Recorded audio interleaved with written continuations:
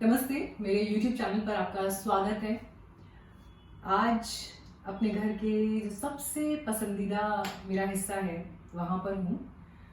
ये मेरी लाइब्रेरी है छोटी सी, और यहाँ पर मेरी पसंदीदा किताबें हैं जहाँ पर मैं अपना कुछ एक मी टाइम हम कहते हैं उसे स्पेंड करना पसंद करती हूँ। आज आपके साथ एक मोमेंट साझा करने की कोशिश कर रही हूँ, क्योंकि अचानक आज जब रूम में आई तो इस किताब पर मेरी नज़र पड़ी। ये सिर्फ एक किताब नहीं है, इस किताब के साथ इनफैक्ट मैं कहूँ कुछ यादें जुड़ी हुई हैं, क्योंकि जैसा कि आप देख सकते हैं राहत इंदौरी साहब की ये किताब है, इसमें उनकी शायरी लिखी है। लेकिन क्यों मेरे लिए सिर्फ एक किताब नहीं है वो आपको इसका पहला पन्ना देखकर समझ में आएगा, जिसमें आप राहत साहब का सिग्नेचर देख रहे हैं और साल 2018 की तारीख देख रहे हैं। मध्य प्रदेश मेरा जाना हुआ था इंदौर 2018 के इलेक्शन कवरेज के लिए, और उस दौरान मुझे लगा कि अगर मैं इंदौर में हूँ और राहत साहब जैसी ज़हीन शख्सियत से मैंने बात नहीं की तो शायद मेरा कवरेज थोड़ा अधूरा रह जाएगा। तो जब मैं उनके घर गई, उनके साथ करीब 15-20 मिनट का मैंने वो इंटरव्यू किया, उनकी लाइब्रेरी में गई, और जैसे पढ़ने लिखने वाले इंसान को अपनी लाइब्रेरी से प्यार होता है, वही प्यार मैंने राहत साहब की आंखों में देखा। उनकी बेगम से मेरी मुलाकात हुई, परिवार से मुलाकात हुई, बड़े प्यार से सब लोग मिले। उसी दौरान राहत साहब ने ये किताब मुझे गिफ्ट की थी, पर उस टाइम मुझे ये नहीं पता था कि ये मुलाकात मेरी उनके साथ आखिरी मुलाकात होगी। राहत साहब आज याद आ रहे हैं, तो इसीलिए आज उनके ही कुछ शब्द आपके लिए। ऊंचे ऊंचे दरबारों से क्या लेना, ऊंचे ऊंचे दरबारों से क्या लेना, बेचारे हैं बेचारों से क्या लेना। जो मांगेंगे तूफानों से मांगेंगे, जो मांगेंगे तूफानों से मांगेंगे, कागज की पतवारों से क्या लेना। हम ठहरे बंजारे, हम बंजारों को दरवाजों और दीवारों से क्या लेना। ख्वाबों वाली कोई चीज नहीं मिलती, सोच रहा हूं बाजारों से क्या लेना। खाली हाथों जीतना है ये जंग हमें, खाली हाथों जीतना है ये जंग हमें, लकड़ी की इन तलवारों से क्या लेना। आग में हम तो बाग लगाते हैं, आग में हम तो बाग लगाते हैं, हमको दोजख तेरे अंगारों से क्या लेना।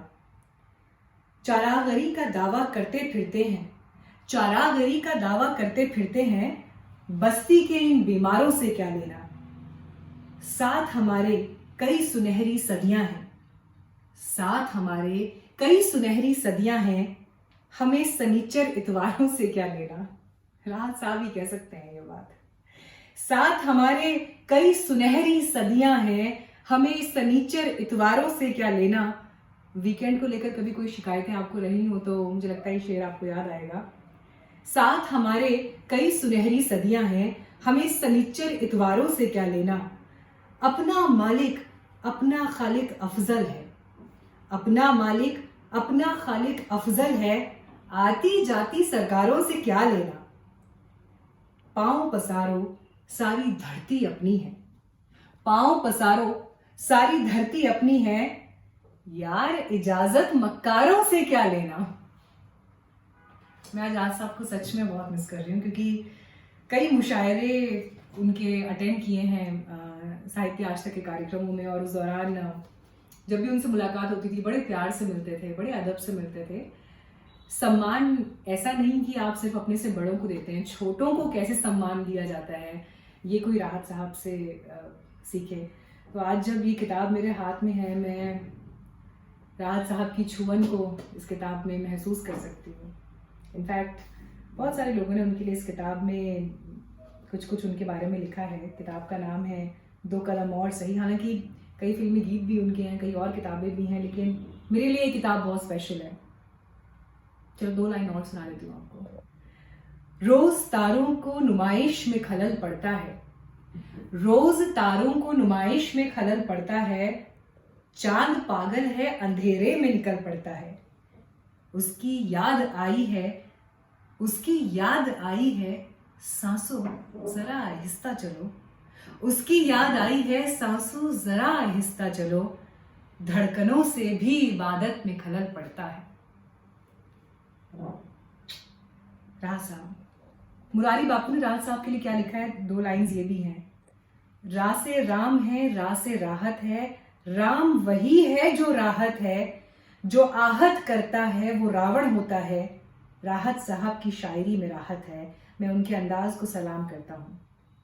गोपाल दास नीरज जी ने भी लिखा है, उनकी भी 2-3 लाइंस जो राहत साहब के लिए कह रहे हैं। राहत ने जीवन और जगत के विभिन्न पहलुओं पर जो गज़लें कही हैं वो हिंदी उर्दू की शायरी के लिए एक नया दरवाज़ा खोलती है। नई रदीफ, नई बहार, नए मजमून, नया शिल्प उनकी गज़लों में जादू की तरह बिखरा है, जो पढ़ने और सुनने वाले सभी के दिलों पर छा जाता है। इंसान दुनिया से चला जाता है और उसके पीछे जो रह जाता है ये यादें उनमें से एक है। तो राहत साहब को आज की शाम सेलिब्रेट कर लिया। आप भी उनको खूब पढ़िए और आप में से जितने लोग भी उन्हें, उनके प्रशंसक हैं, उनके चाहने वाले हैं, मुझे लगता है कि आपके और मेरे बीच में राहत साहब को लेके शायद ये फीलिंग म्यूचुअल है। Thank you so much. Bye bye.